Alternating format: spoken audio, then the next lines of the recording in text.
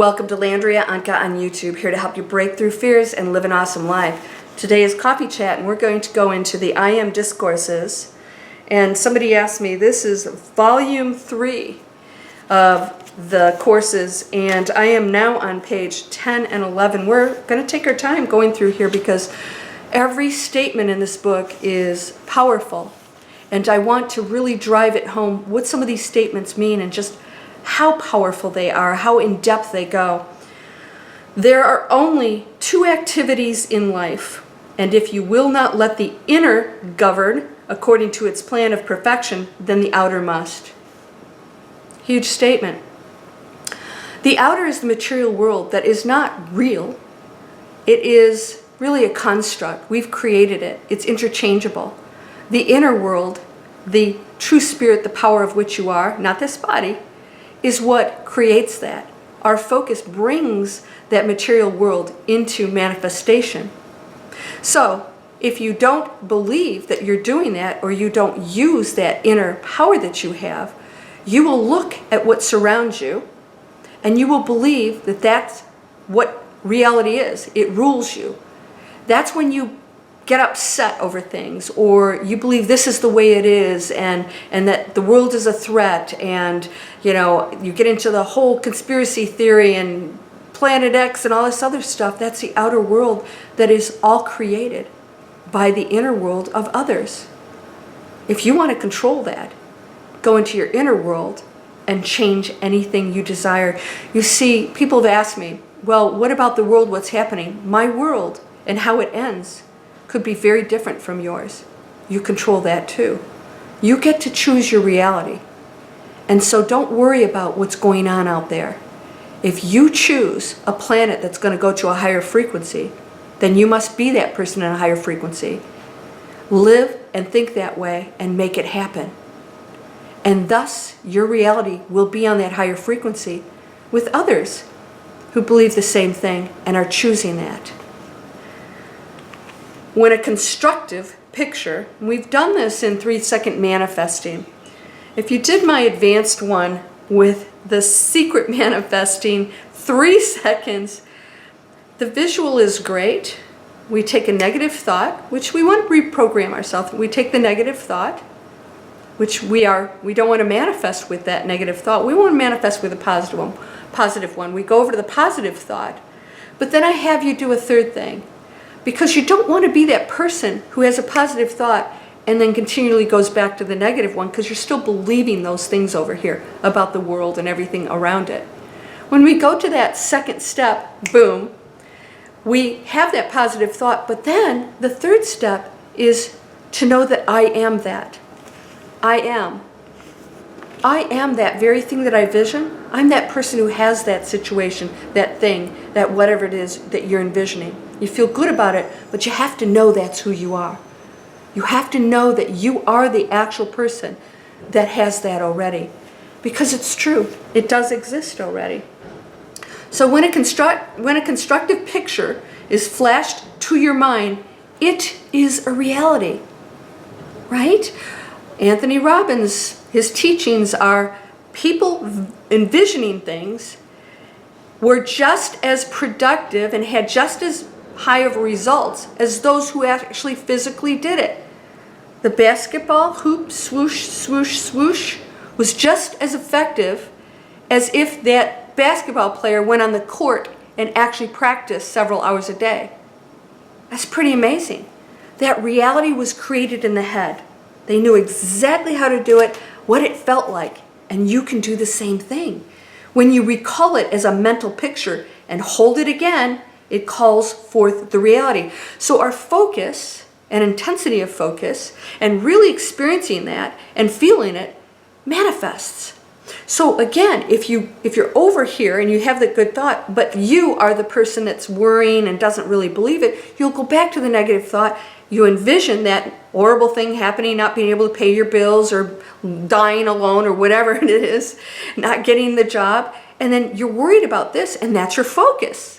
And that's your inner world creating it. And so thus it comes into reality, right? So those negative thoughts that you have are creating too. So you get to choose. There's neither good nor bad. You get to decide if that's the pathway you want.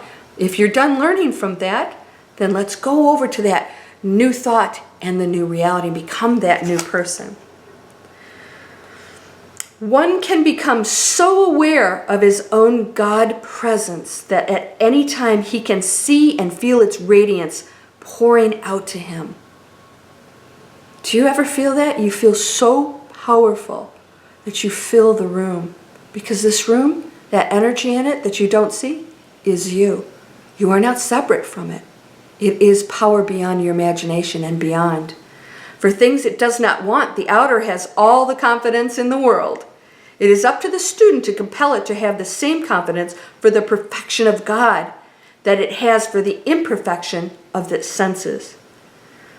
That power of God that you are, that inner world, must have that ability to look at that outer world in the senses and basically override it and know what it is. The senses, they can fool us. They make us believe that they are the real world, and for us they are. Right? For us they are, but not truly. If it's interchangeable, how real can it be? But you, the essence of you, the God presence, never changes. It is always there. It always has been. It always will be. It is what creates all of these things out here. And those are interchangeable, meaning they can't possibly be real. Not truly, because I can switch over here and have a different reality. And then that's real to me. But it's still an outer sense that you're experiencing. For all the reasons that we don't really know, but we're here, so let's do our best. The student must always rely on himself. He must always think, what can I do to intensify this activity from the hints given? All right, so we have Discourse 1, Benediction. Mighty perfected ones, as we receive thy magic circle of protection. You ready for this? Let's get ready for this. Mighty perfected ones, as we receive thy magic circle of protection, as we receive and are enfolded in thy mighty opulent presence. O Master within, we accept fully that opulence made manifest in our outer experience and use. We give praise and thanks for thy wisdom in its use. We give praise and thanks that we have the full strength to accept only thy mighty active presence at all times and to refuse acceptance to anything unlike thee. You can shut that door. You can refuse to go over here. And you can stay in this amazing place where opulence lies, where the presence of God and that power is here. And that anything else, we're going to close that door and refuse to focus on it, to look at it, to think or believe it. Refuse it. Let's say this again. Get ready for this and accept this. Mighty perfected ones, as we receive thy magic circle of protection, as we receive and are enfolded in thy mighty opulent presence, O Master within, we accept fully that opulence made manifest in our outer experience and use. We accept that opulence made manifest in our outer experience and use. We accept fully that opulence made manifest in our outer experience and use. Accept it. We give praise and thanks for thy wisdom in its use, because it's always good. We give praise and thanks that we have the full strength to accept only thy mighty active presence at all times and to refuse acceptance to anything unlike thee. Refuse it. That means your own thoughts. You got thoughts coming in, criticisms of other, you got to correct somebody, you got to be right. Refuse it. That is not the God presence. That's the third energy field. The third energy field is the ego. That's the lowest form of your energy field. It's the densest. It's not connected to the God presence.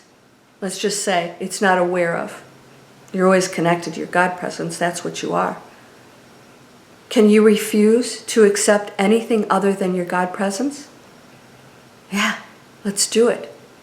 And if a thought comes in, you have to recognize that is not the God presence. That's the outer world. I refuse to accept that.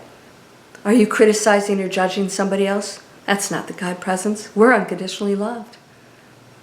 That is within you. Let us not accept and close the door to judgment, correcting other people. This is how the way things are. Because the world is exactly the way you believe it is. You don't need to correct somebody else. They're allowed to have their own reality too. Can we bless them for that? Not because we're right and bless them for choosing something wrong, but bless them because that's what they're choosing. It's not to be judged. It's neither good nor bad. And yours may change. Who knows how many times throughout your life as we evolve, right? You probably believe in things now that you never would believe in years ago. I know I do. Now I have no limits. Everything's possible. And if it's true for you, then it's true for you. Am I going to use my God presence? Or am I going to go into that outer world where I believe that the material world is true? Or can I go into my God presence and start to create that opulence, that joy, that amazing life? It's yours to choose. You're whole. You're whole and perfect, strong and powerful, loving, harmonious, and happy. Blessings to you, my friend. Opulence, joy, compassion, peace, and love. Namaste.